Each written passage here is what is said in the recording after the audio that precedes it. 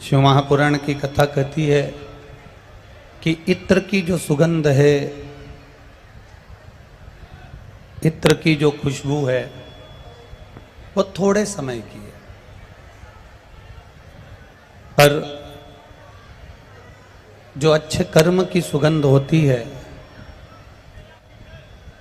अच्छे कर्म की जो सुगंध होती है, वो हमारे केवल जीते जी नहीं, मृत्यु के बाद तक की रहती है। जो अच्छे कर्म की सुगंध होती है वो लंबे समय तक चलती है।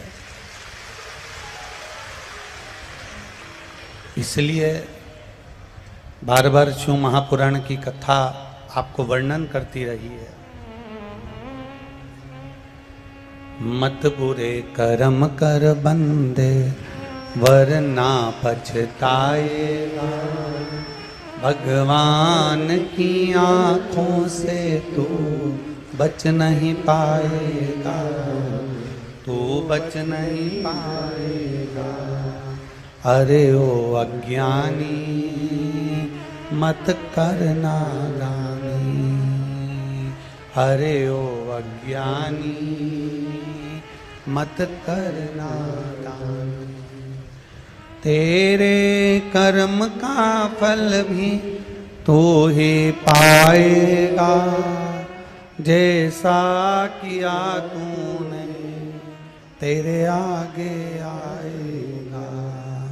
मत बुरे कर्म कर बंदे, मत बुरे कर्म कर बंदे, वरना पछताएगा, भगवान की आंखों से तू बच नहीं पाएगा, तू बच नहीं पाएगा। अरे ओ अज्ञानी मत करना दानी, अरे ओ अज्ञानी मत करना। इत्र हमने अगर शरीर पर लगा भी लिया, इत्र हमने अगर अपने कपड़ों पर लगा भी लिया, थोड़ा सा सुगंधित पदार्थ हमने अपने शरीर पर लगा भी लिया, तो ये सुगंधित पदार्थ की सुगंध थोड़े समय तक रहती है। पर इस मनुष्य शरीर को पाने के बाद अगर हमने जिंदगी में किसी भूखे को भोजन कराया है, प्यासे को पानी पिलाया है, किसी साधारण से साधारण व्यक्ति के लिए सहयोग प्रदान करा है, तो ये सुगंध तुम्हारे मरने के बाद तक रहती है। वो सुगंध को कोई भूल नहीं पाता। इसको कहते हैं अच्छे कर्म की सुगंध, इसको श्रेष्ठ कर्म की सुगंध कहते हैं, अच्छे कर्म की सुगंध कहते हैं। और ये अच्छे कर्म की सुगंध कोई साधारण सी नहीं होती महाराज। अच्छे कर्म की सुगंध आप अपने भक्ति के बल से बढ़ा सकते हो, अच्छे कर्म की सुगंध को आप अपने भजन के बल से बढ़ा सकते हो, अच्छे कर्म की सुगंध को किसी प्यासे को पानी पिलाकर बढ़ा सकते हो, अच्छे कर्म की सुगंध को आप किसी बीमार व्यक्ति को औषधि दिलाकर बढ़ा सकते हो। मनुष्य देह मिली है, मानव का शरीर मिला है, इस मानव के शरीर को जितने अच्छे कर्म में हम लगा सकते हैं उतने अच्छे कर्म में लगाने का प्रयास करो। और जब हम अच्छे कर्म में इसको लगाने का प्रयास करेंगे तो जीवन अपने आप हमारा अनुकूल और अच्छा होता चले जाएगा। एक बात अपनी जिंदगी में उतार कर रखिए, जो धन हमने कमाया है, जो धन हम कमाए हैं, जो धन हमने कमाया है, उसका भोग हम कर पाएं ना कर पाएं जरूरी नहीं।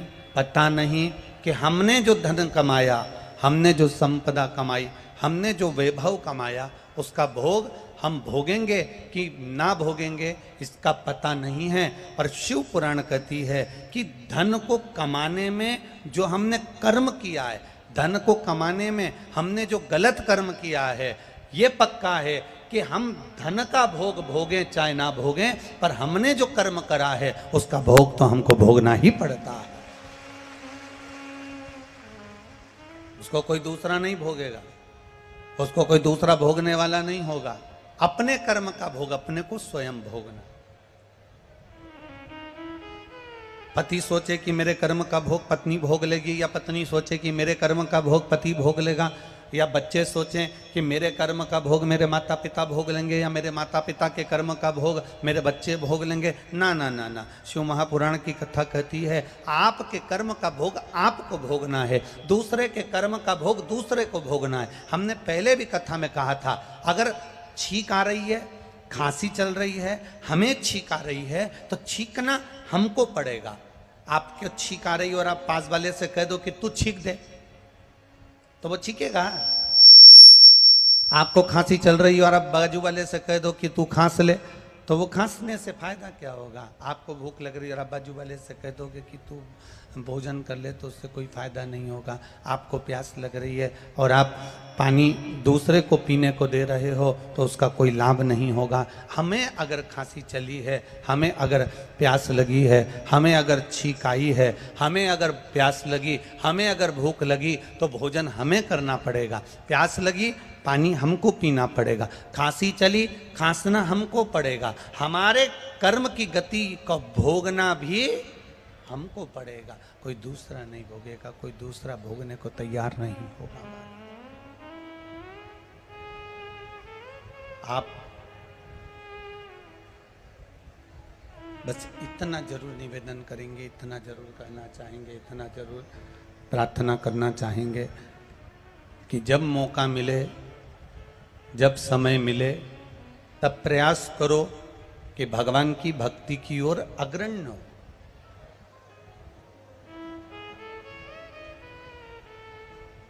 शंभु शरणे मांगू घड़ी रे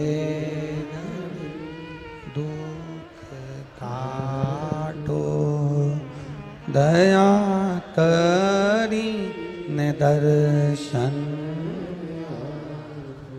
हमारे कर्म की गति का भोग हमको भोगना है। अपने को प्यास लगी तो पानी भी अपने को ही पीना, अपने को भूख लगी तो भोजन भी अपने को ही करना, अपने को खांसी चली तो खांसना भी अपने को ही। तुम जैसा कर्म करोगे वैसा भोगना तुमको है। महाराज, एक पिताजी अपना पूरा राजपाट, अपने 3 बेटे हैं और इन 3 पुत्रों में से किसी एक को पूरा राजपाट देना, एक को राजा बनाना है, एक को पूरा राजपाट देना है। पिताजी ने मन में विचार करा कि मेरे 3 बेटे हैं और मेरे इन 3 बेटों को, मैं इन 3 पुत्रों को, इन 3 बेटों को मैं ये पूरा राजपाट देना है, तो मैं कैसे प्रदान कर दूं, इन तीनों को मैं कैसे राजपाट दे दूं, इन तीनों को मैं कैसे प्रदान कर दूं। तीनों ने विचार किया, पिताजी ने विचार किया। अभी अच्छा चल रहा था, फिर गड़बड़ कर दिया आपने बाबू। पिताजी ने विचार करा कि इन 3 पुत्रों में से मैं किसको राजपाट दूं, इन 3 बेटों में से मैं किसको राजपाट दूं। मेरा बड़ा बेटा, मंझला बेटा कि छोटा बेटा। मंझले को दूं कि छोटे को दूं, कि मंझले को दूं कि बड़े को दूं कि छोटे को दूं। मैं राजपाट दूं तो दूं किसको, मैं किसको प्रदान करूं। अब पिता ने ये बात का स्मरण किया और अपनी धर्म पत्नी से कहा कि मेरे 3 बेटे हैं, बड़ा, मंझला और छोटा। इन तीनों में से मैं अपने राज्य का पूरा राजपाट किसके माथे करूं कि मैं एकदम फ्री हो जाऊं, और बेटा इस राजपाट को संभाल ले, बेटा इस राजपाट को जान ले, मैं किसको राजपाट दे दूं तो दूं किसको, प्रदान करूं तो प्रदान करूं किसको, कहूं तो कहूं किससे। धर्मपत्नी बड़ी समझदार थी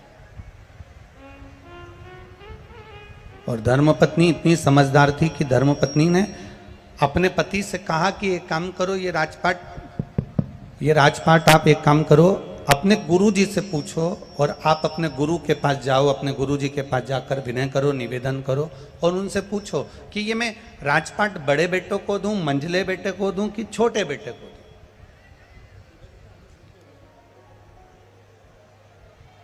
पति अपनी पत्नी को लेकर गुरु जी के पास पहुंच गए। नंदीश्वर शिव महापुराण की कथा चल रही है, जरा सावधानी से सुनना और अपने जीवन में उतारना जरूर।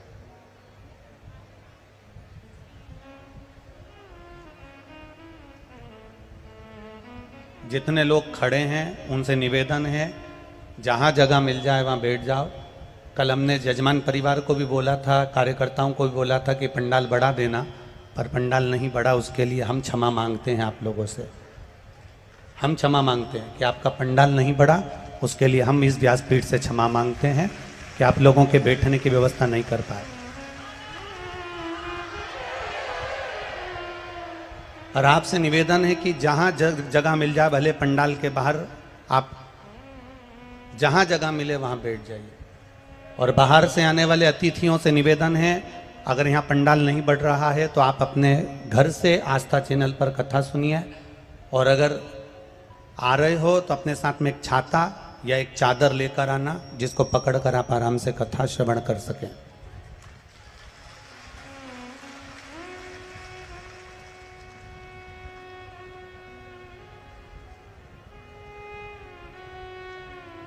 और आगे भी जितनी कथाएं हैं लाइन से, उनसे निवेदन है आप लोग अगर भक्तों के बैठने की व्यवस्था कर सकें, छांव कर सकें तो कथाओं को करवाइए, वरना कथाएं कैंसिल कर सकते हो। निवेदन है आपसे। अगर भक्त धूप में खड़े रहें और उनकी व्यवस्था नहीं हो सके तो ऐसी कथा करने से कोई लाभ नहीं है। आप लोगों से निवेदन है, जहां जगह मिल रही है वहां रज पे बैठ जाओ, जमीन पर बैठ जाओ और अपने आसपास में जो छाते हों, चादर हों, उसको सिर पर डाल के आराम से आप लोग बैठ सकते हैं। हर हर बोल बम का नारा है। शिव कथा कह रही है। 3 पुत्र हैं और इन 3 पुत्र, बड़े को मैं राजपाट दूं, मंझले को राजपाट दूं कि छोटे को राजपाट दूं, ये विचारणी है।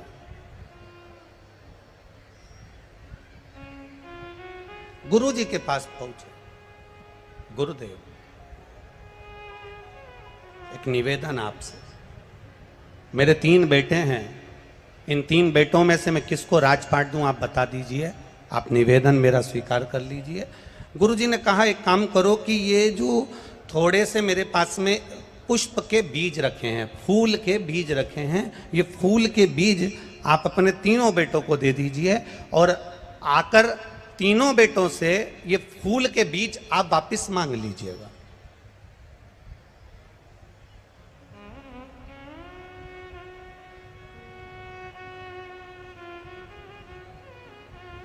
अगर ये फूल के बीज आप सुबह आप जाओ तीर्थ करने के लिए, 8 महीना, 15 दिन, 20 दिन, 1 साल, 9 महीना, 6 महीना आप तीर्थ कर कर जब आना, तो ये फूल के जो बीज आप अपने 3 बेटों को दोगे, उनसे आप मांग लेना, उनसे आप प्राप्त कर लेना।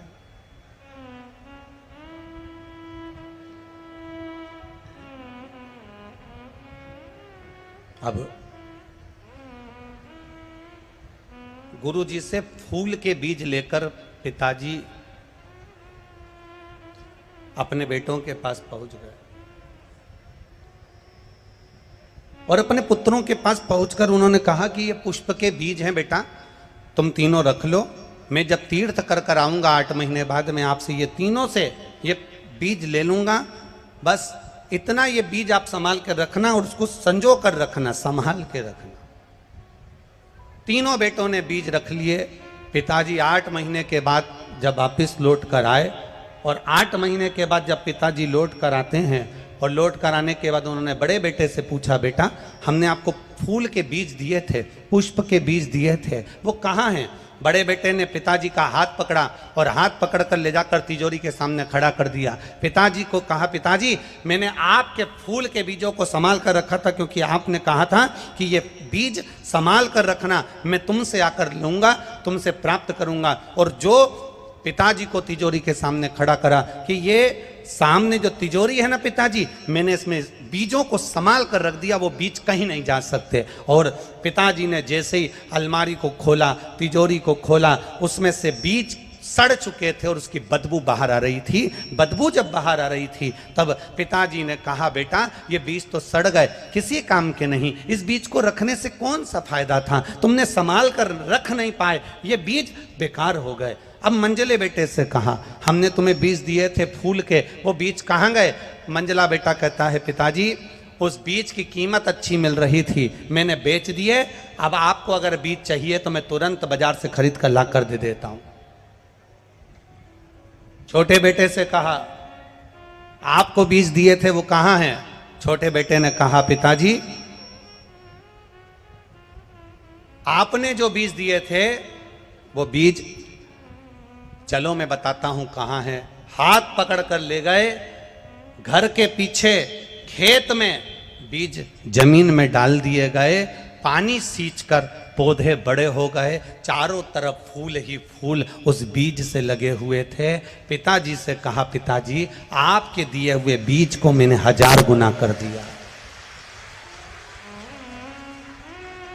आपके दिए हुए बीज को मैंने 1000 गुना कर दिया, लाखों गुना कर दिया, करोड़ों गुना कर दिया। ये बीज बस पिता समझ गए कि ना बड़े को देना है ना मंझले को देना है, छोटे को अपनी सत्ता प्रदान कर देना है। शास्त्र कहता है भगवान ने ये संपूर्ण जो हमारा जीवन दिया है, मनुष्य की देह दी है, मानव का शरीर दिया है, ये बीज रूपी जो मानव का शरीर दिया है, ये कोई साधारण नहीं दिया। इस बीज के महत्व को समझो, इस मानव के शरीर के महत्व को समझो।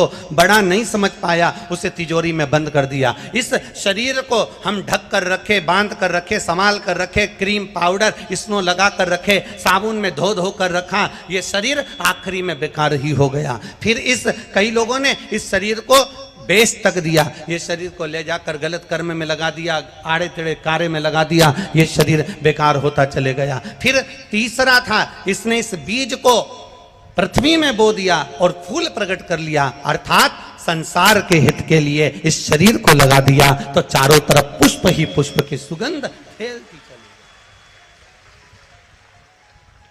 इस बीज की सुगंध संपूर्ण ब्रह्मांड में फैलती चली गई। आज अगर ये कथा खगड़िया बिहार में हो रही है और गोस्वामी परिवार करा रहा है, तो इनके परिवार की जो सुगंध है, इस बीज की जो सुगंध है, वो संपूर्ण ब्रह्मांड को सुगंधित करने वाली है, संपूर्ण ब्रह्मांड को आनंदित करने वाली है। अगर आज खगड़िया बिहार के अंतर्गत ये कथा हो रही है और गोस्वामी परिवार अगर करा रहा, तो ये सुगंध संपूर्ण ब्रह्मांड की, शिव नाम की, भक्ति के नाम की, स्मरण के नाम की, राम नाम की, कीर्तन की, भगवत भजन की, भगवत नाम की, ये सुगंध संपूर्ण ब्रह्मांड को फैलाने वाली, संपूर्ण ब्रह्मांड में एक आनंद की अनुभूति कराने वाली, एक आनंद का सुख देने वाली शिव कथा कह रही है। हम जितना अच्छा देख सकते हैं उतना अच्छा देखें। होता है, एक व्यक्ति ने प्रश्न किया था एक जगह पर कि गुरुजी मेरे घर के सामने कुम्हार का घर है और उसके पास में 5 और 6 गधे हैं। एक व्यक्ति ने प्रश्न किया, मेरे घर के सामने कुम्हार का घर है और उसके पास में 5-6 गधे हैं, मैं जब सवेरे दरवाजा खोलता हूं, ब्रह्म मुहूर्त में दरवाजा खोलता हूं, सुबह का जब दरवाजा खोलता हूं, तो मेरा रोज प्रतिदिन गधों को देखना होता है। आप बताएंगे क्या गुरुजी, गधे को देखना शुभ होता है कि अशुभ होता है सुबह सुबह?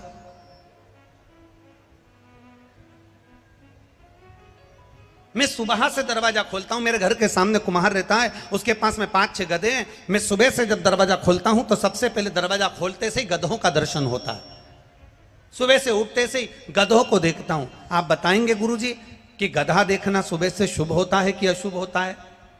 अब हम मन में सोचे, विचार करें कि तुम्हारा गधे को देखना शुभ होता है कि अशुभ होता है पता नहीं, पर यह पक्का है कि गधा सुबह से तुमको देखता होगा तो बेचारा दिन भर बोझा ढोता होगा। ये पक्का। हम विचार कर रहे हैं, हम ये विचार कर रहे हैं कि हम ये कार्य करेंगे, शुभ होगा कि अशुभ होगा। शिव महापुराण की कथा कहती है भजन करने का कोई समय नहीं होता, स्मरण करने का कोई समय नहीं होता। आप भगवान को 1 लोटा जल चढ़ा रहे हो, कई माताएं पूछती है हम ये वाले सोमवार से पशुपति व्रत करेंगे तो शुभ होगा कि अशुभ होगा? हम अधिक मास के महीने में पशुपति व्रत करेंगे तो शुभ होगा कि अशुभ होगा? हम सावन के महीने में पशुपति व्रत करेंगे, शुभ होगा कि अशुभ होगा? हम इस सोमवार से पशुपति व्रत करेंगे, शुभ होगा कि अशुभ होगा? शिव महापुराण की कथा वर्णन करती है सोमवार का व्रत, शंकर भगवान का स्मरण, शंकर भगवान की भक्ति और शंकर भगवान पर 1 लोटा जल चढ़ाना या पशुपति व्रत आप कोई से भी सोमवार से प्रारंभ कर सकते हो। सब दिन शुभ है मेरे बाबा के, सारे दिन मेरे महादेव के सब दिन शुभ माने गए। एक भी दिन ऐसा नहीं है कि महादेव के लिए गलत हो, एक भी दिन ऐसा नहीं जो महादेव के लिए गलत।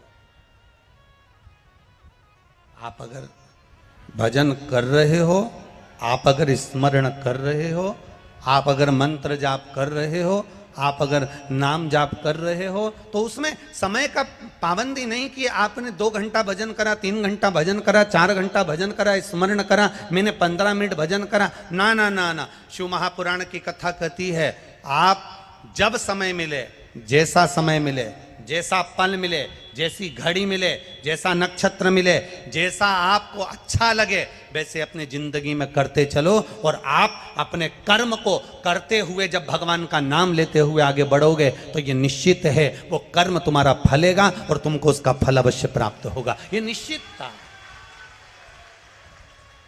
मैंने तेरे ही भरोसे बाबा, तेरे ही भरोसे हवा बिच उड़ती जावांगी, बाबा डोर हथो छड़ी नामे कटी जागी। भोले मैं तेरी पतंग, शंभू मैं तेरी। हम अपने कर्म को करें और कर्म करते करते भगवत भजन की ओर अग्रणी। एक पत्र आया है, देखिए। ज्यादा पत्र तो हम पढ़ नहीं पाए, बहुत सारे रखे हैं, पर कुछ पत्र जो पढ़े हैं।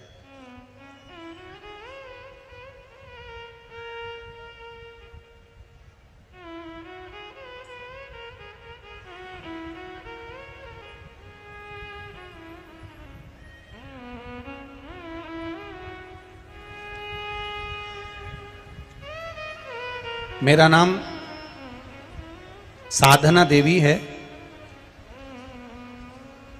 गुलनी कुशहा, सही बोला है? गुलनी कुशहा, जिला बांका की रहने वाली हूं। ठीक है? अरे बोलो तो सही, गड़बड़ तो नहीं बोला है? हाँ ठीक है। फिर तो मेरा नाम साधना देवी है, मैं गुलनी कुशहा, जिला बांका की रहने वाली हूँ। कहीं बैठी हैं साधना देवी जी? कहीं बैठी हो तो हाथ हिलाइएगा, दोनों हाथ हिलाइए। अच्छा आप ही हैं? हाँ दोनों हाथ हिला दो ऐसा, ठीक है। हाँ एक बार वापिस हिला दीजिए दोनों हाथ जी, ठीक है। मेरा नाम साधना देवी है, मैं गुलनी कुशहा, जिला बांका की रहने वाली हूँ। शिव महापुराण की कथा आस्था चैनल पर देखती रही हूँ। गुरुदेव, मेरा बेटा 2 साल से नौकरी की तैयारी कर रहा था। बाबा की कृपा का मैं क्या वर्णन करूं। मैंने 3 सोमवार के पशुपति व्रत हुए थे और बाबा ने मेरी सुन ली और मेरे बेटे की गवर्नमेंट जॉब लग गई। इसलिए मैं बाबा को यहाँ नमन करने के लिए आई हूँ। साधना देवी गुलनी कुशाहा, जिला बांका। मोबाइल नंबर भी उन्होंने अपना लिखा है। एक बार जोरदार ताली बजाएं। बहन बहुत बहुत बधाई आपको। बैठिए। हर हर महादेव। एक बड़ा अच्छा और प्रश्न, बड़ा भाव से अच्छा पत्र आया है।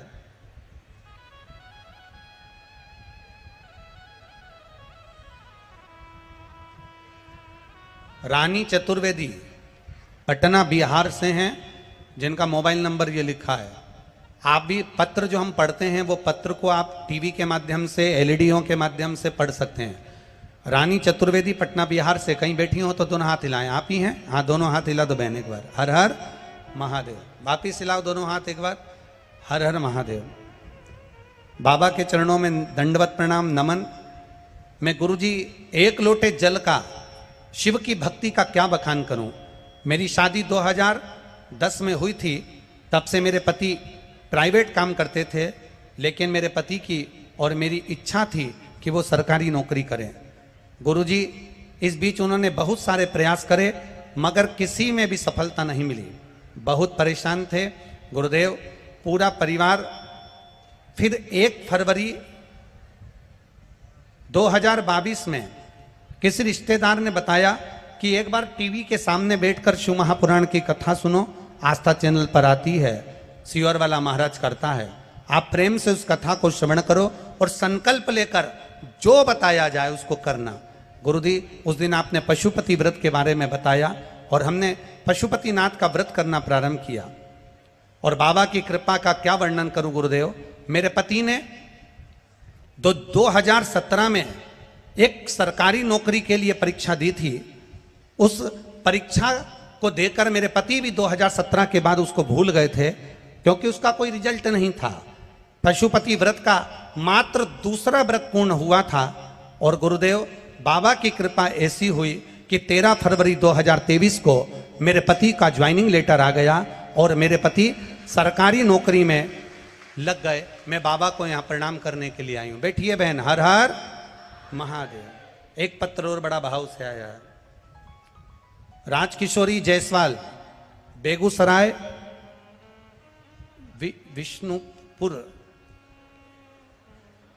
विष्णुपुर, ठीक है।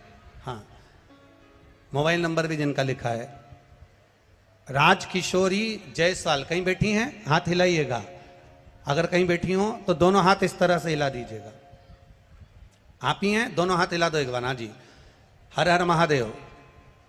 आपको बहुत बहुत बधाई। पहले तो राजकुमारी जायसवाल, गुरुजी में शिव शंकर की कथा का 1 लोटे जल और शिव महापुराण के पशुपति व्रत का मैं क्या वर्णन करूं।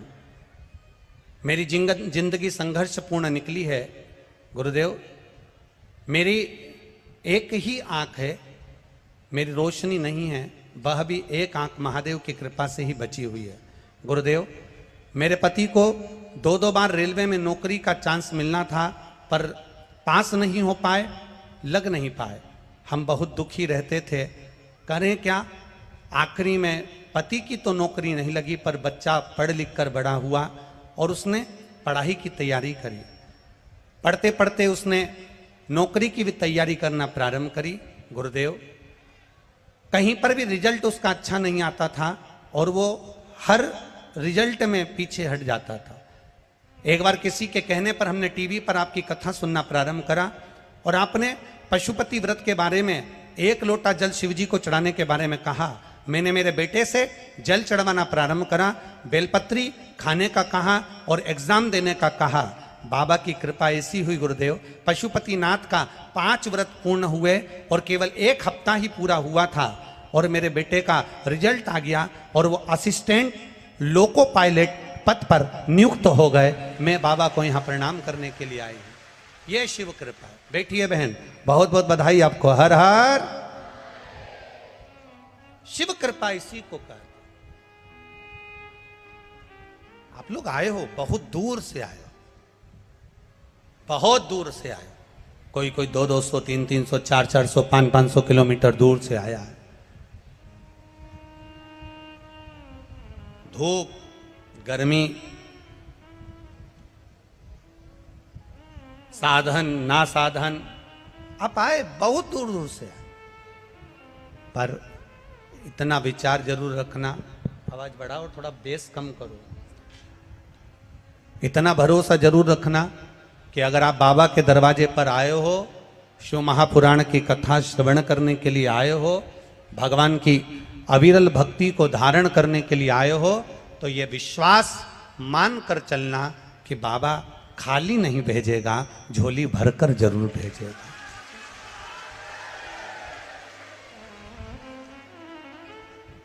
मां गंगा का तट है, वो देवघर वाला अपने मंदिर में नहीं है अभी, वो देवघर वाला भी यहीं खगड़िया बिहार में आ गया है 7 दिन के लिए। वो मंदिर में नहीं है, उसको मालूम है कि मैं मंदिर में कैसे रुक सकता हूं जब मेरे भक्त सब यहां पर हैं, मेरे भक्त यहां बैठे हैं, मेरे भक्त यहां पहुंचे हैं, तो वो मंदिर में कैसे बैठ सकता, कैसे बैठे।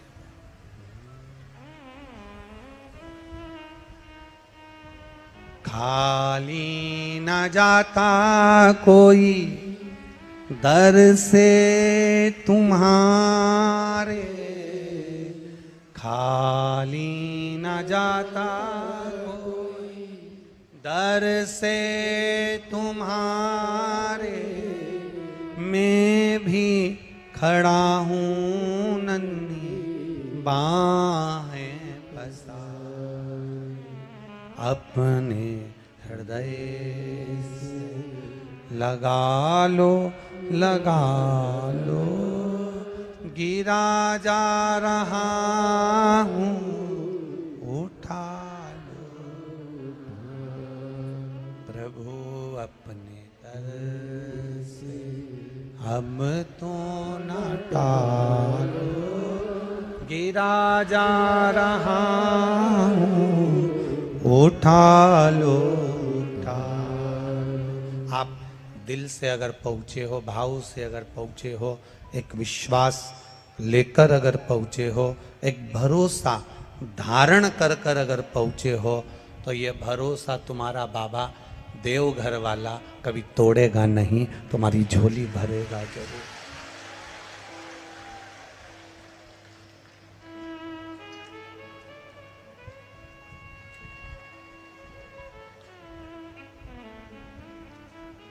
कहे ना, देवघर वाले हो, डमरू वाले हो, देवघर वाले हो। खड़े मत हो, अभी हम भजन ना गा रहे हैं, बैठ जाओ, बैठ जाओ, बैठ जाओ, बैठ जाओ।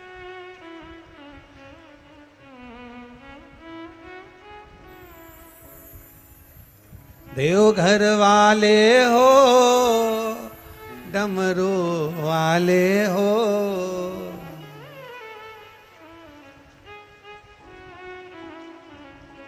ओ मेरा दिल तुझ पे कुर्बान, ओ देवघर वाले हो, अब तो हो जा मेहरबान, ओ डमरू। बाबा के चरणारविंद का स्मरण करते हुए, भगवान का भजन करते हुए, भगवान की भक्ति को धारण करते हुए, हम जिस भजन को करते हैं, हम जिसका स्मरण करते हैं, 3 घंटा कथा होती है 2 बजे से 5 बजे तक, जगह संभालना होती है सुबह 6 बजे से 2 बजे तक, और चलो तो चलो, जगह संभाल कर बैठना, फिर बैठे बैठे भगवत भजन करना, स्मरण करना, दिन भर भगवान की अविरल भक्ति में डूबे रहना, कोई सहजता नहीं है महाराज। शिव महापुराण की कथा चाहे आप टीवी पर आस्था चैनल पर सुन रहे हो, चाहे फेसबुक यूट्यूब पर सुन रहे हो, मोबाइल पर सुन रहे हो, चाहे पंडाल में सुन रहे हो, जितने लोग टीवी पर कथा सुनने वाले हैं, इनको भी 2 बजे का तैयारी रहती है। जल्दी कथा काम कर लूँ, 2 बजे कथा सुनूंगे, जल्दी से काम कर लूँ, 2 बजे कथा आएगी, टीवी पर कथा सुनूंगी, मोबाइल पर कथा सुनूंगी, अभी कथा चालू होने वाली है, बस सुनने बैठूंगी। ये चित्त वृत्ति में कथा उसकी समाही होती है।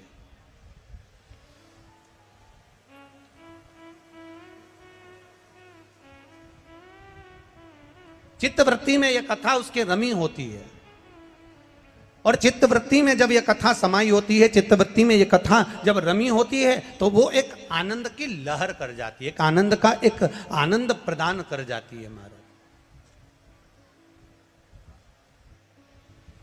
और देखी है जब से ये तस्वीर, ये बात छोटा वाला बंद कर दो, पीछे से बीट मार रहा है इसलिए दोनों बंद कर। देखी है जब से ये तस्वीर तब से बदल गई है, ओ देवघर वाले हो, डमरू वाले हो, देवघर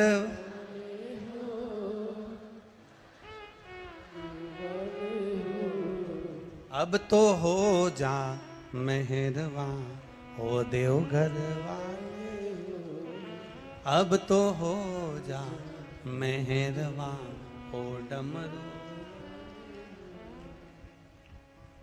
बस इस नेत्र को, इस चित्त को, इस वृत्ति को, इस मन को केवल एक बात अपने हृदय में संजोना है कि संसार सागर के लोग अपने हों ना हों, पर देव अधिदेव महादेव को अपना बनाने का प्रयास करना है। आप यहाँ जितने लोग बैठे हैं ये सब स्कूल गए हुए होंगे, यहाँ जितने लोग बैठे हैं सब स्कूल होकर आए हो ना। बचपन में स्कूल पढ़े कि नहीं पढ़े? अरे बोलो तो जम के। आपकी क्लास में कितने बच्चे होते थे? लगभग 25, 30, 50, 40 तो होते होंगे। और पूरे स्कूल में कितने बच्चे होते थे? लगभग 200, 300 तो होते होंगे। अब एक बात बताओ, पूरे स्कूल में 200 से 300 बच्चे हैं, तो क्या सारे बच्चों से तुम्हारी अच्छी फ्रेंडशिप है, अच्छे मित्र हैं तुम्हारे? अरे बोलो, जम के बोलो। नहीं है। क्लास में 40 बच्चे हैं, क्या 40 बच्चे से तुम्हारी अच्छी मित्रता है? बोलो बोलो जम के। नहीं है।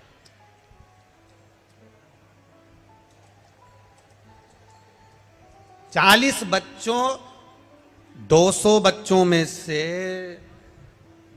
200 बच्चे हैं, तो 200 बच्चों में से 200 बच्चों से तुम्हारी अच्छी मित्रता नहीं होगी। 40 बच्चे हैं तो उन 40 बच्चों से तुम्हारी अच्छी मित्रता नहीं होगी। पर उन 239 बच्चों में से कोई 2-4 बच्चे ऐसे होंगे, कोई 2-4 तुम्हारे मित्र ऐसे होंगे उन 200 में से, उन 40 में से, जिससे तुम्हारी ऐसी मित्रता हो। इसको ऊंचा कर दो, थोड़ी सी ऊंचा करो। उन 200 में से 40 में से कुछ बच्चे ऐसे होंगे जिनसे तुम्हारी ऐसी मित्रता हुई कि उन मित्रता के चलते बचपन से लेकर आज तक वो मित्रता तुम्हारी चल रही है और वो आखिरी तक चलती रहेगी। वो मित्रता तुम्हारी समाप्त नहीं।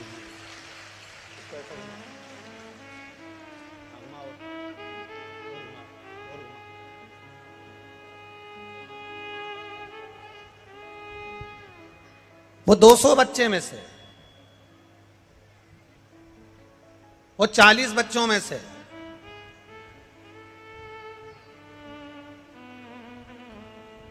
किसी 2-4 बच्चों से ऐसी मित्रता होगी जो तुम्हारी बचपन से लेकर आखिरी तक वो मित्रता चलती है।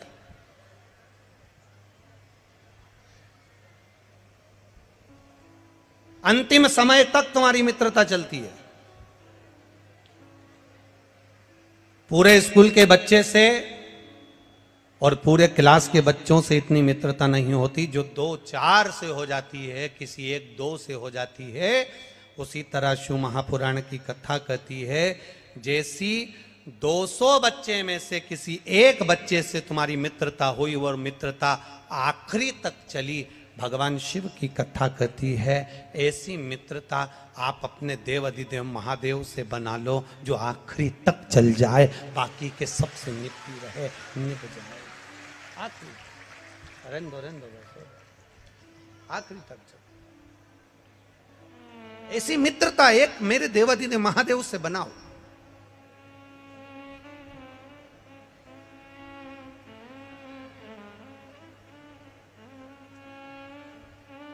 और जो मित्रता तुम्हारी एक समय की नहीं, तुम्हारी मित्रता ये जीवन पर्यांत चले, अंतिम क्षण तक चले।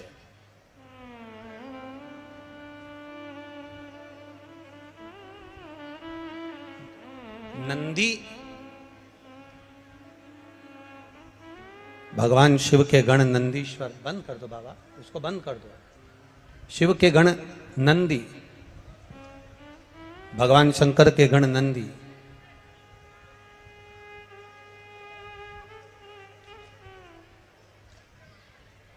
केवल एक नंदी भगवान शंकर के वाहन नहीं है। नंदी भगवान शिव को घुमाने वाले केवल एक बैल नहीं, एक वाहन नहीं। नंदी भगवान शंकर के एक मित्र भी है, एक मित्र भी है। नंदी भगवान शंकर के गुरु भी हैं। अब आप कहोगे गुरुजी ये भगवान, आप कहां की कथा कह रहे हो? क्या नंदी भगवान शिव के गुरु हो सकते हैं? क्या नंदी भगवान शंकर के मित्र हो सकते हैं? नंदी भगवान शंकर के मित्र भी हैं, नंदी भगवान शंकर के गुरु भी हैं, नंदी भगवान शंकर के पुत्र भी हैं, नंदी भगवान शंकर का अवतार भी हैं, और नंदी भगवान शंकर के वाहन भी हैं, और नंदी भगवान शंकर के गण भी हैं। सब कुछ नंदी में समाहित, सब कुछ। अगर गुरु ना होते,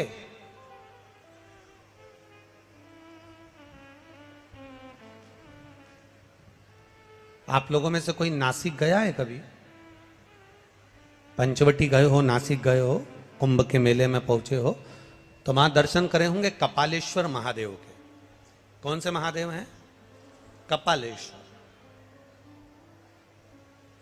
कपालेश्वर महादेव। वो कपालेश्वर महादेव, कपालेश्वर महादेव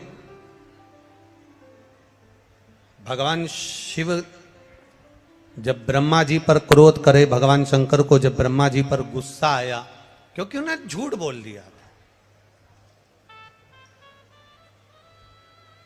भगवान विष्णु पाताल में जाते हैं और ब्रह्मा जी आकाश में जाते हैं। ऊपर जाते जाते जाते जाते जाते जाते जाते जाते भगवान शंकर के शिवलिंग का आखिरी छोर शीश देखने के लिए जा रहे हैं। आखिरी छोर देखने के लिए, शीश देखने के लिए जा रहे हैं, आखिरी का छोर। और भगवान विष्णु नीचे पाताल में भगवान शंकर के शिवलिंग के चरण देखने के लिए जा रहे हैं। भगवान नारायण को मालूम था कि चरण नहीं मिलेंगे, नारायण वापिस आ गए। पर ब्रह्मा जी जाते गए जाते गए जाते गए, और जाते जाते एक उन्होंने केतकी का फूल तोड़ लिया और एक गौ माता को लेकर भगवान विष्णु के पास आ गए। नारायण ने पूछा,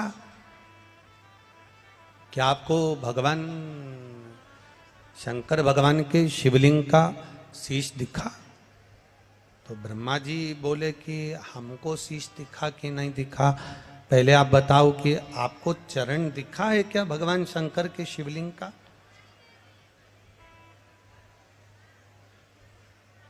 भगवान शंकर के शिवलिंग का चरण कहीं नजर आया क्या आपको? तब भगवान विष्णु ने कहा कि हमको चरण नहीं दिखा। सत्य कह दिया, सत्य बोल दिया। और जब उन्होंने सत्य बोला, जब उन्होंने सत्य कहा, तो भगवान नारायण का एक नाम हो गया सत्य नारायण।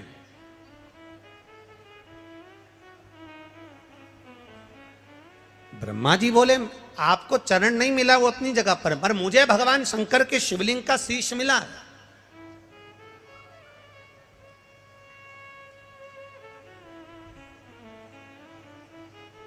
ये दुनिया का पहला शिवलिंग जिसको ब्रह्मा और भगवान विष्णु ने प्रकट किया था और वो महाशिवरात्रि के दिन प्रकट हुआ था। इसलिए भगवान शंकर के जन्म उत्सव को, भगवान शंकर के प्रागट्य उत्सव को, भगवान शंकर के शिवलिंग के प्रागट्य उत्सव को मनाया जाता है महाशिवरात्रि के रूप में। महाशिवरात्रि के रूप में मनाया जाता है। और महाशिवरात्रि के रूप में जब हम भगवान शंकर का जन्म उत्सव मनाते हैं, प्रागट्य उत्सव मनाते हैं, हाँ दुनिया के लोग शिवरात्रि को भगवान शंकर के विवाह के रूप में मनाते हैं कि शिव और पार्वती का विवाह हुआ था। पर शिव महापुराण, लिंग पुराण, स्कंद पुराण, नर्मदा पुराण, ब्रह्म वैवर्त पुराण, ये सारी पुराणे वर्णन करती है कि भगवान शंकर का शिवलिंग की उत्पत्ति शिवरात्रि के दिन हुई थी। अब हम लोग जब मना रहे हैं, हम लोग जब धारण कर रहे हैं, हम लोग कह रहे हैं कि ये भगवान शंकर का मंगल विवाह हुआ। आप भले साधना कर रहे हैं, आप भले आराधना कर रहे हैं, शिव जी की आराधना में लगे हैं, भले आपने कह दिया शिवरात्रि को भगवान की शादी हुई थी, यह आपकी सोच है, यह आपका विचार है। पर शास्त्र, हमारा पुराण, हमारा वेद, हमारा शास्त्र कहता है शिवरात्रि के दिन भगवान शंकर का प्रागट्य हुआ था। हाँ, माँ जगज्जननी के साथ में मंगल विवाह की रात्रि हो, हम मना नहीं करेंगे, पर विचार करना कि शंकर भगवान की शिवरात्रि साधना की रात्रि होती है। शंकर भगवान की शिवरात्रि एक आराधना की रात्रि होती है। हमने पहले भी कथाओं में कहा, हर महीने शिवरात्रि आती है, प्रत्येक महीने शिवरात्रि पड़ती है, और प्रत्येक महीने की शिवरात्रि पर अगर आपसे बन सके, आप दुनिया में अगर आपके पास में लोग कहें कि ये बहुत गरीब व्यक्ति है, बहुत साधारण व्यक्ति है, इसके पास धन नहीं है, वैभव नहीं है, सत्ता नहीं है, इसके पास खुद का मकान नहीं है, इसके पास खुद की प्रॉपर्टी नहीं है, इसके पास खुद की दुकान नहीं है, दूसरे के यहाँ काम करता है, इसके पास कुछ भी नहीं है, हम उनसे कहेंगे 12 महीने शिवरात्रि आती है, 5 जगह पर चढ़ाई हुई बेलपत्र, आप एक वर्ष 12 शिवरात्रि का एक नियम ले लो, 5 जगह पर बेलपत्र समर्पित करना सीख जाओ। एक बेलपत्र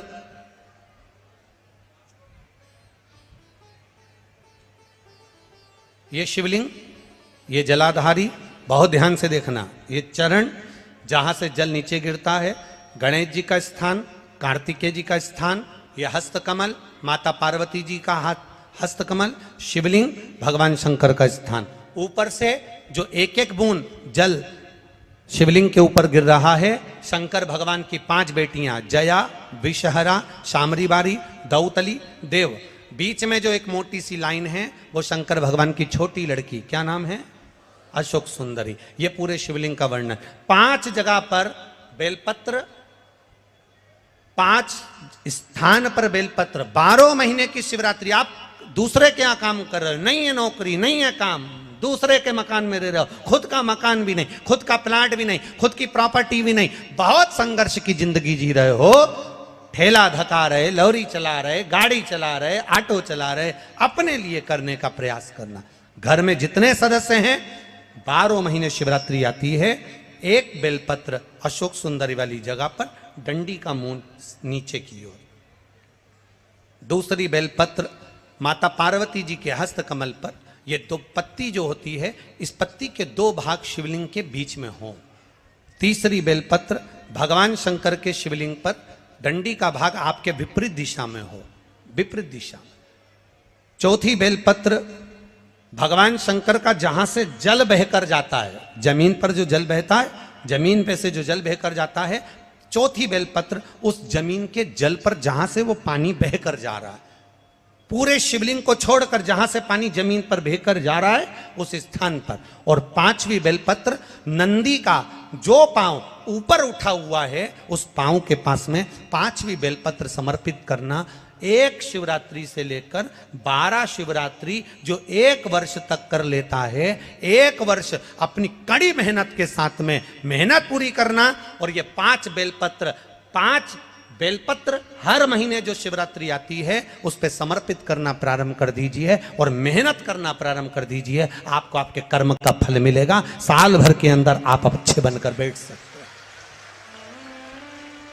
शिवरात्रि 12 महीने आती है, 12 महीने, हर महीने शिवरात्रि।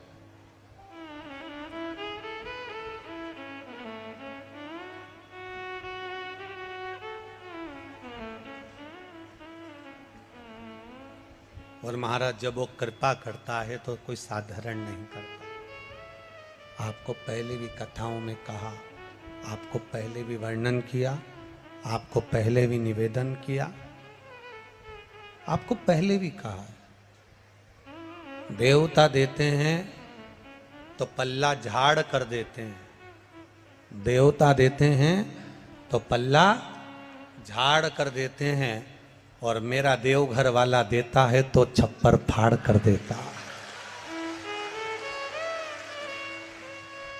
मेरा देव अधिदेव महादेव देता है तो छप्पर फाड़ कर देता है। कोई साधारणता में मेरा बाबा कभी नहीं देता, साधारणता में मेरा बाबा देता ही नहीं।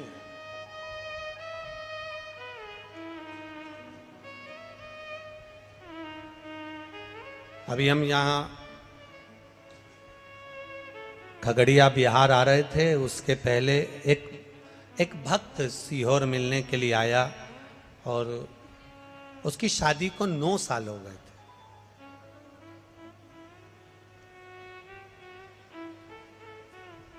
और टीवी के माध्यम से कथा सुनकर उसने सफेद आंकड़े की जड़ का प्रयोग करा था और 9 वर्ष शादी को हो गए थे संतान में। अब उसकी पत्नी ने एक बार पशुपति व्रत करा, संतान गर्भ नहीं ठहरा। दूसरी बार उसने फिर 1-2 महीना छोड़कर फिर पशुपति व्रत करा, गर्भ नहीं ठहरा। तीसरी बार फिर पशुपति व्रत करा, गर्भ नहीं ठहरा। चौथी बार पशुपति व्रत करने के लिए आतुर हुई और बाबा की कृपा, पहला सोमवार पूरा हुआ और डॉक्टर ने बोला कि तुम्हारा गर्भ ठहर गया। डॉक्टर बोले तुम्हारा गर्भ ठहर गया। यहीं ऊपर एक कुर्सी ला दो उनकी।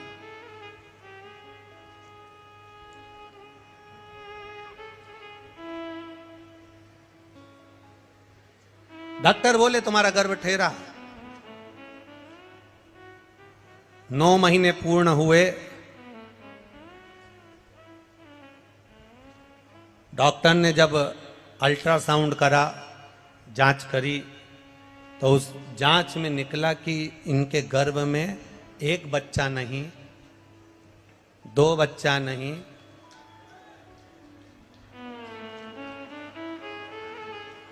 माला दे दो, माला माला दो।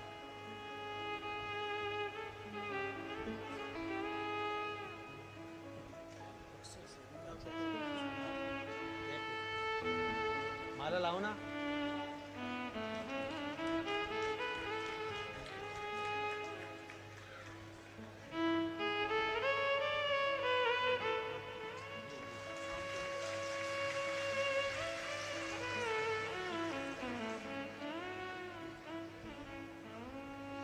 जब गर्भ की जांच हुई और अल्ट्रासाउंड कराया, सोनोग्राफी कराई, तो मालूम पड़ा इनके गर्भ में 1 बच्चा नहीं, 2 बच्चे नहीं, 3 बच्चे गर्भ के अंदर हैं। अब बड़ा आश्चर्य हुआ। जो मां थी जिसका गर्भ ठहरा था वो बेचारी घबरा गई। अब करें तो करें क्या, क्या करा जाए। आखिरी में पति ने कह दिया तो चिंता मत कर। सीहोर वाला महाराज कहता है सारी समस्या का हल 1 लोटा जल। शिव जी को 1 लोटा जल चढ़ाएंगे, रोज पिएंगे। डॉक्टर ने कहा है 3-3 बच्चे हैं, इनका ग्रोथ होना बड़ा कठिन है। पूरे 9 महीने जल चढ़ाकर दोनों पति पत्नी पैदल मंदिर तक जाना, जल चढ़ाना, पीना, और बाबा की कृपा से गर्भ से 3 पुत्रों ने जन्म लिया। शिव की कृपा।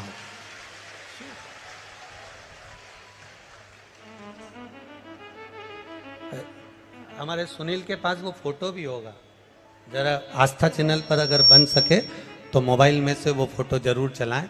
3 बच्चों को हम गोदी में लिए हुए हैं, उसको लेकर जब वो सीहोर आए कुबेरेश्वर धाम को प्रणाम करने, तो वो तीनों बच्चे हमारी गोदी में दिए। हमने कहा ये शिव कृपा नहीं तो और क्या है, शिव करना, ये शिव की उदारता, ये शिव की कृपा। खाली न जाता कोई दर से तुम्हारे, खाली न जाता कोई दर से तुम्हारे, मैं भी खड़ा हूँ नन्ही बाहें पसार, अपने हृदय से लगा लो, लगा लो, गिरा जा रहा हूँ उठा लो।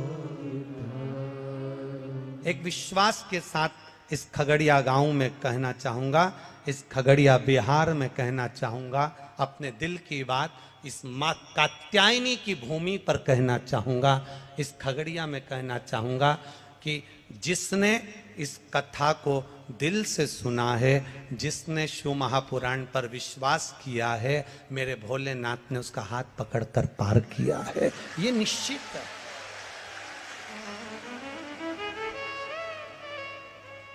आप अगर वो सुनील दिखाना बाबू, कैमरे से प्रयास करना कि उसको चैनल पर दिखाया जाए, तीनों बच्चों के फोटो, एक विश्वास के साथ में, एक एनर्जी के साथ में, एक बल के साथ में, अग्रण्यता हो।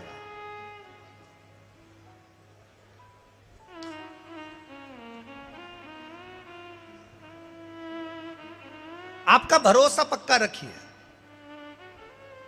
ये 3 बेटों ने पत्र लिखा कि हमारी नौकरी लगी, इन्होंने विश्वास पक्का रखा, अपना कर्म करा, अपनी मेहनत करो, मेहनत करने के लिए कभी पीछे मत हटना। गीता जी में भगवान कृष्ण कहते हैं मेहनत से पीछे मत हटो, कर्म करते रहो। शंकर भगवान नंदी को ज्ञान देते हैं तो कहते हैं मेहनत करो, कर्म से पीछे मत हटो। भगवान शंकर ने भस्मासुर को जब ज्ञान दिया, सोने का कंकण दिया, तब कह दिया कर्म करना। भगवान शंकर ने लंकाधिपति रावण को जब सब कुछ प्रदान करा तो कह दिया अपना कर्म से पीछे मत हटना। भगवान शंकर कर्म कहने करने का वर्णन करते हैं, मेरा शिव कर्म को प्रधान मानता है, कर्म करो और कर्म के साथ में विश्वास पक्का रखो। जब हमारा विश्वास, जब हमारी दृढ़ता पक्की होगी तो ये निश्चित है हमें शिव तत्व प्राप्त होगा और हम जो चाहेंगे वो मेरा भोलेनाथ प्रदान कर देगा। ये शिव तत्व की प्राप्ति तब हो जाती है।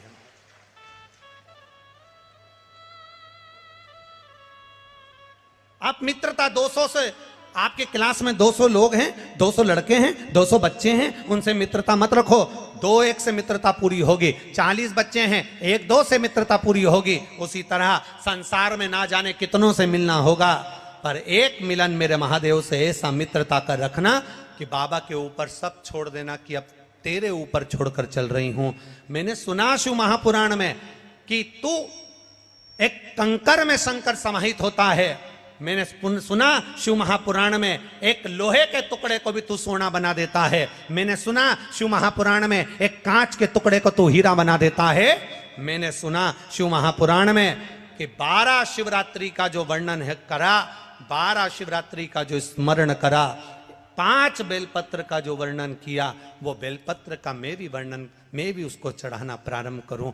12 शिवरात्रि पूरी होगी, मेरा देव अधिदेव महादेव सुनेगा जरूर और मेरी झोली भरेगा जरूर।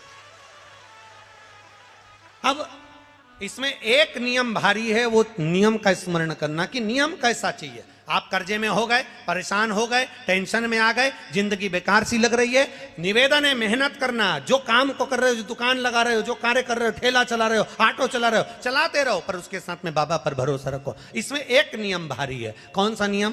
कि मान लो 12 शिवरात्रि में आप 1-2 शिवरात्रि शिव जी के मंदिर पहुंच गए, तीसरी शिवरात्रि पर भूल गए या किसी कारणवश कहीं दूर चले गए, ना जा पाए, तो घर के जितने सदस्य हैं सबसे निवेदन है कि 12 महीने की शिवरात्रि का नियम बना रहे हो तो घर के सभी लोग बेलपत्र चढ़ाने का नियम बनाओ। उसका कारण ये है, घर का एक व्यक्ति अगर बाहर चले भी गया, घर का दूसरा व्यक्ति शिवरात्रि को भूल भी गया, घर का तीसरा व्यक्ति किसी कारणवश काम में लग भी गया, तो घर का चौथा व्यक्ति तो शिवरात्रि याद रखेगा और हमारा नियम पूरा हो जाएगा। नियम पूरा हुआ तो हमारा कार्य पूरा। हम उस नियम को पूरा करें, हम उस कार्य को पूरा करें।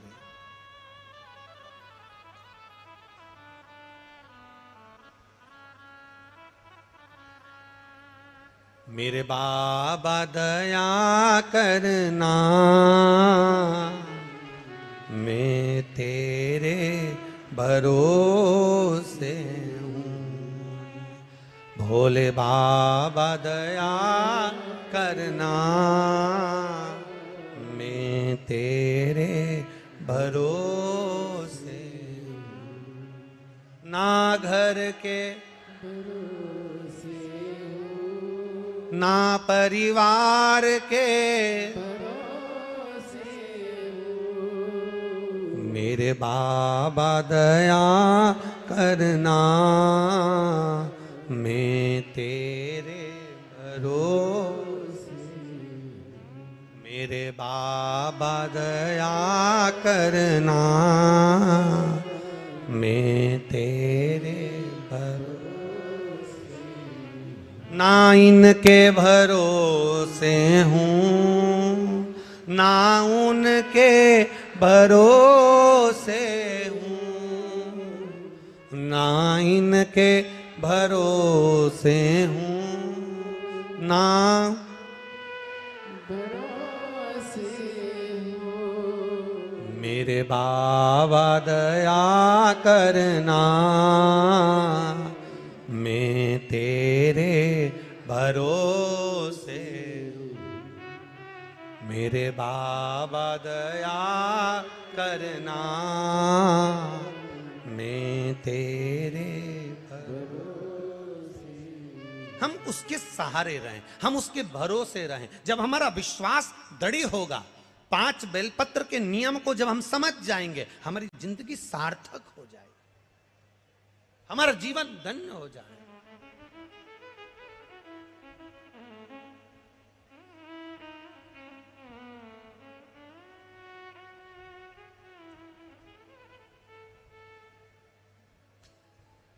बाबा से विश्वास, भरोसा, दृढ़ता। नंदी भगवान शंकर का मित्र भी है, नंदी भगवान शंकर का गुरु भी है, नंदी भगवान शंकर का शिष्य भी है, नंदी भगवान शंकर का गण भी है, नंदी भगवान शंकर का वाहन भी है, नंदी भगवान शंकर का अवतार भी है, नंदी भगवान शंकर का पुत्र भी है। नंदी ये कोई साधारण नहीं। जिस नाम को नंदीश्वर शिव महापुराण को हम सुन रहे हैं, इसको समझना जरूरी है। शंकर भगवान ने नंदी को एक बार गुरु भी माना।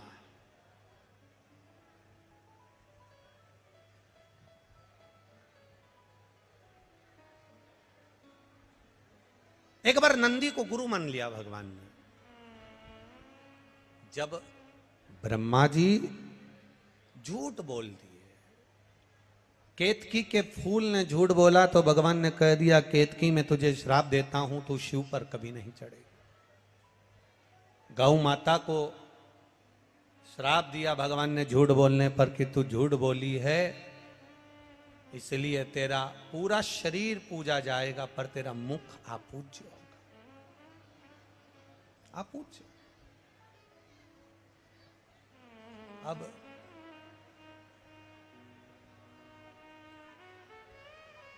महाराज ब्रह्मा जी की बारी आई और ब्रह्मा जी ने जो झूठ बोला, ब्रह्मा जी कहते हैं आकाशवाणी झूठी है। भगवान देवादिदेव महादेव ने अपने पैर के नख को तोड़ा, फेंका, काल भैरव प्रकट कर लिया। काल भैरव से कहा काट दे ब्रह्मा का सिर। ब्रह्मा जी के 5 मुख थे, 4 मुख से वेद शास्त्र पुराण का वर्णन करना और 1 मुख से ब्रह्मा जी को केवल निंदा या अपशब्द कहना। भगवान ने तुरंत उसके शीश को कटवा दिया। ब्रह्मा का शीश कटा, शीश कटा हुआ देवाधिदेव महादेव के हाथ में आकर चिपक गया।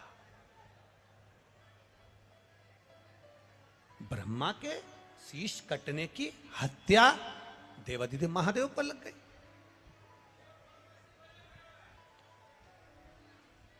कपाल लग गया हाथ से, शीश लग गया हाथ में, और जब शीश हाथ में लगा, भगवान देवाधिदेव महादेव कई गंगा महारानी से कहे, गंगा ये मेरे हाथ में जो शीश चिपका है, ब्रह्मा जी का जो ये माथा मेरे हाथ में कपाल चिपक गया, ये निकलेगा कैसे? गंगा जी बोली, प्रभु आपका सारा पुण्य मैंने दे दिया, इसके बाद भी ये कपाल नहीं छूटा। सारे पुण्य एकाग्रित करे गए पर वो कपाल नहीं छूटा। आखिरी में शंकर भगवान एक मौन होकर स्तुप्त होकर बैठ गए। और मेरे देवाधिदेव महादेव जब मौन होकर स्तुप्त होकर बैठते हैं, तप साधना में लीन होकर बैठते हैं, तब नंदी से ये दशा नहीं देखी गई। भगवान देव की ये दशा नंदीश्वर से नहीं देखी गई। और नंदीश्वर को लगा कि मेरे प्रभु मौन होकर बैठ गए, यह हाथ में कपाल लगा हुआ है, कपाल हाथ में लगा, और मेरे महादेव एकदम मौन होकर बैठे हुए हैं। आखिर बात क्या है? क्या बात है? बहुत ध्यान देना कथा पर। 500-500 रुपये, 1000-1000 रुपये का किराया लगाकर, ऑटो गाड़ी में खर्चा कर कर 200-200, 500-500 रुपये टिकट लगाकर आप इतनी दूर कथा को सुनने के लिए आए हो। 10 रुपये के पानी के पाउच या 20 रुपये की पानी की बोतल के चक्कर में कथा मत छोड़ देना, इतना ध्यान रखना।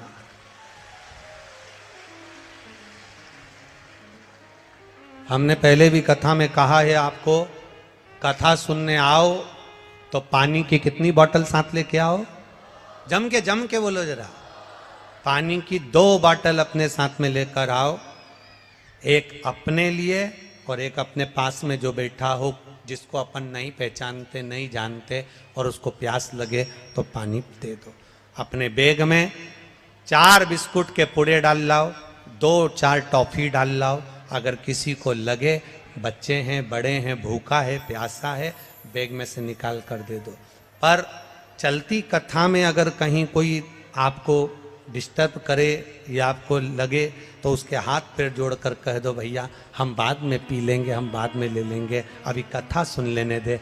500 रुपये खर्च कर कर आई हूँ कथा सुनने के लिए, बस मुझे सुनना, धारण, ये छूट ना आ जाए।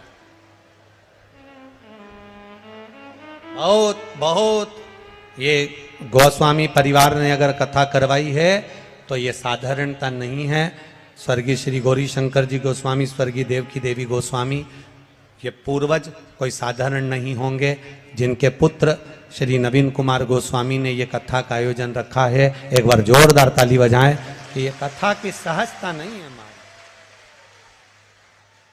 साधारणता नहीं है, ये कहीं शिव कृपा हुई होगी तो ये कथा हो।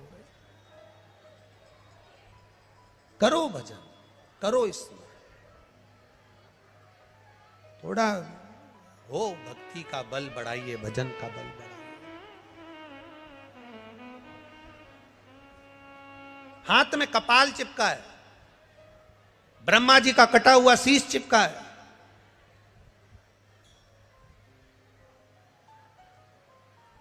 और हाथ में जब ब्रह्मा जी का कटा हुआ शीश चिपका हुआ है, भगवान शिव तप साधना करने के लिए बैठ गए।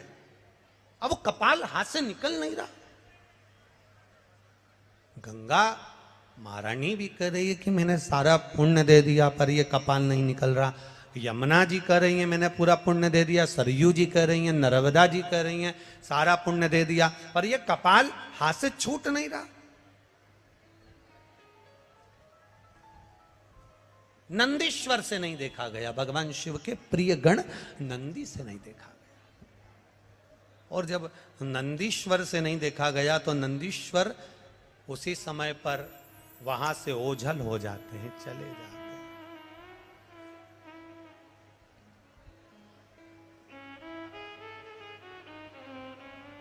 नंदीश्वर ओझल। कहते हैं 3 दिन तक माता पार्वती जी को नंदी नहीं दिखे। 3 दिन तक।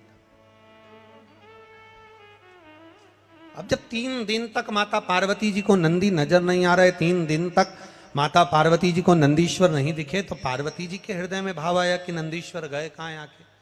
अब 3 दिन तक ना दिखने के बाद में नंदीश्वर ने एक छोटे से बछड़े का रूप ले लिया और छोटा सा गाय का बछड़ा, छोटा सा गाय के बछड़े का रूप रखकर नंदीश्वर भगवान शंकर जहां तप साधना कर रहे थे, गाय के बछड़े का रूप धरकर नंदीश्वर भगवान शंकर के पास में आ गए और बछड़े का रूप लेकर नंदीश्वर शिव जी के पास में आकर जब रंभाना प्रारंभ करा, मां कहकर पुकार रहे हैं, मां कहकर पुकार रहे हैं, ओम कहकर पुकार रहे हैं, मां कहकर पुकार रहे हैं।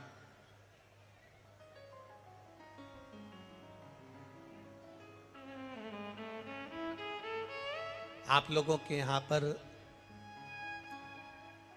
जो लोग गाय को पालते हैं, गौ माता की सेवा करते हैं, उनके घर में बछड़ा होता है, तो बछड़ा जब चिल्लाता है ना, तो उसके बोलने में एक शब्द निकलता ओम। क्या शब्द निकलता है? ओम। ओमा, ऐसा शब्द निकलता है। सुना है कि नहीं सुना? आप लोगों ने सुना है ना? गाय का बछड़ा जब चिल्लाता है, ओम कर कर चिल्लाता है, ओम मां मां, ऐसा शब्द कर कर जब चिल्लाता है तो उसमें ओम का नाद होता है, ओम का नाद। अब बछड़े ने चिल्लाना प्रारंभ करा और बछड़ा जैसे जैसे चिल्लाया, शंकर भगवान तप साधना में डूबे थे और देवाधिदेव महादेव जब तप साधना में डूबे हुए और बछड़ा चिल्ला रहा है, जम के आवाज लगा रहा है, मां मां मां चिल्ला रहा है, बहुत तेज तेज चिल्ला रहा है, शिव जी के नेत्र खुल गए, तप साधना टूट गई। भगवान शंकर की जब तप साधना टूटी,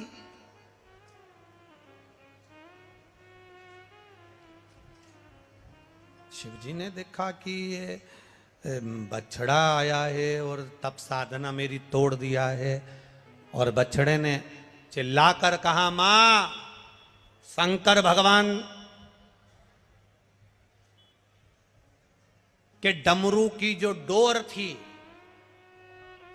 उस डमरू की डोर को छोटे से बछड़े ने अपने छोटे से सींग में उस डमरू की डोर को लटका लिया।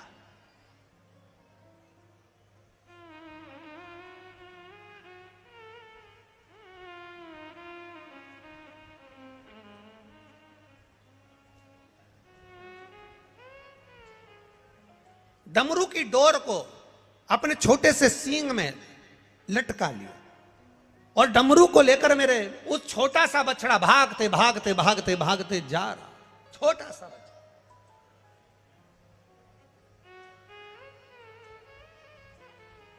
पहुंच गए पंचवटी, नासिक, गोदावरी का तट।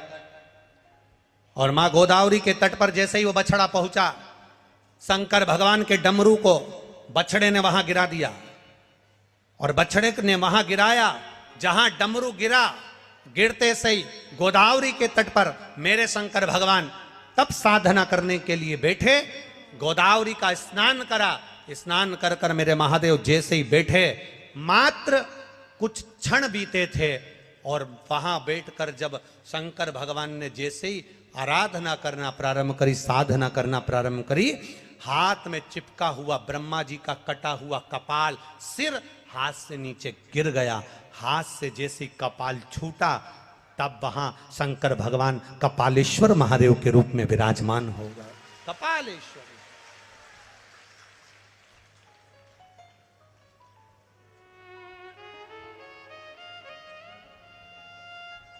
दुनिया के केवल मात्र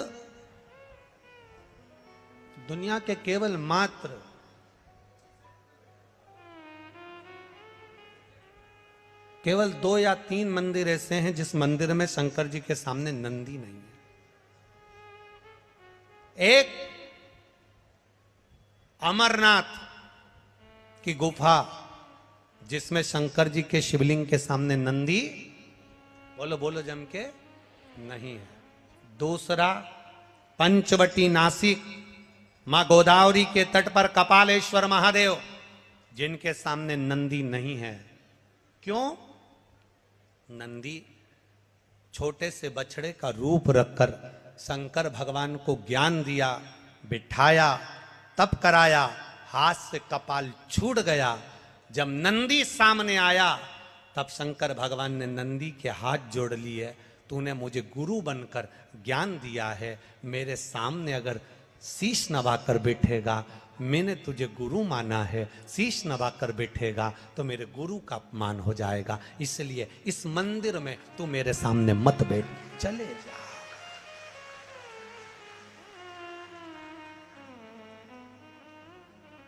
नासिक का पंचवटी में कपालेश्वर महादेव गोदावरी के तट पर एक ऐसा मंदिर, भारत की भूमि का वो सिद्ध मंदिर जहां पर भगवान शंकर अपने नंदी को सामने नहीं रखते हैं, क्योंकि मैंने इसको गुरु माना और गुरु ज्ञान दिया, इसलिए मुझे गोदावरी के तट तक पहुंचा दिया। गुरु ने ज्ञान दिया तो यहां तक पहुंचा।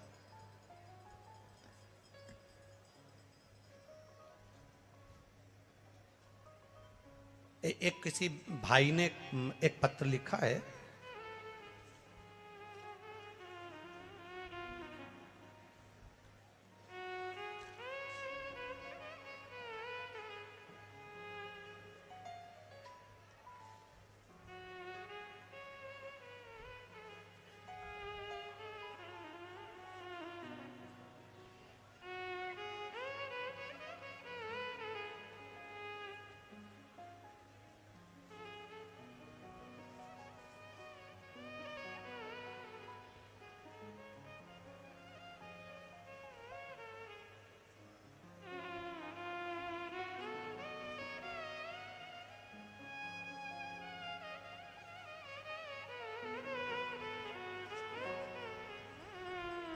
मैं राजकुमार साव, लखीसराय बिहार, लखीसराय, ठीक है। मैं राजकुमार साव, मामा ट्रांसपोर्ट, लखीसराय बिहार, मेरा मोबाइल नंबर ये है। गुरुजी कहीं बैठे हैं मामा ट्रांसपोर्ट वाले? लखीसराय बिहार से आए, आप ही हैं? दोनों हाथ हिला दो ऐसे, हर हर महादेव। आपने बड़ा सुंदर कहा गुरुजी, एक पान लाया हूं, एक सुपारी लाया हूं,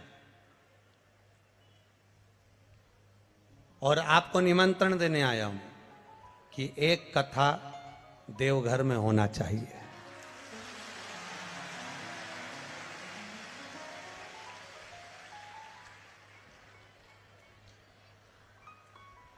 मामा ट्रांसपोर्ट वाले भैया जी, राजकुमार जी, साहू जी, आपको बहुत बहुत साधुवाद है। हमने अभी कथा के शुरू में कहा था कि देवघर में बाबा जी नहीं है अभी हाल, 7 दिन यहीं है। हमको लगता है तुम्हें उसी ने भेजा है? तो ये तो उसकी कृपा है देवघर वाले की, और वो बुलाएगा, और आपके रूप में अगर उसने बुलाया है तो कहीं ना कहीं जरूर आएंगे और बाबा को शिव पुराण की कथा अवश्य सुनाएंगे। ये शिव विराजी हर हर महादेव। सहजता नहीं है, आपके भीतर का जो भाव है, आपके भीतर की जो श्रद्धा है, आपके भीतर का जो विश्वास है, वो आपके सम्मुख में होना चाहिए।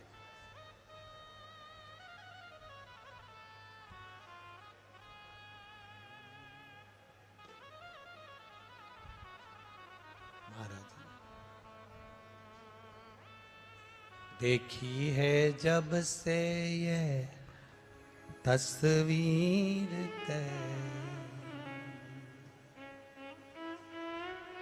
जब से सवर गई है तकदीर में, ओ देवघर वाले रे, ओ डमरू वाले रे, देवघर वाले रे, ओ डमरू वाले रे, अब तो हो जा मेहरवा हो देवघर वाले रे। है अब तो जा मेहरवा हो देवघर वाले रे। मेरा दिल तुझ पे कुर्बान हो देवघर वाले रे। मेरा दिल तुझ पे कुर्बान हो देवघर वाले रे। अब तो हो जा मेहरवा हो डमरू वाले रे। अब तो जा मेहरवा हो डमरू वाले रे। ओ देवघर वाले रे, ओ डमरू वाले रे। देवघर वाले रे, ओ डमरू वाले रे। हाँ देवघर वाले रे, ओ डमरू वाले रे। देवघर वाले रे, ओ डमरू वाले रे। अब तो हो जा मेहरवा हो देवघर वाले रे। अब तो हो जा मेहरवा हो देवघर वाले रे। मेरा दिल तुझ पे कुर्बान हो डमरू वाले रे। मेरा दिल तुझ पे कुर्बान हो देवघर वाले रे।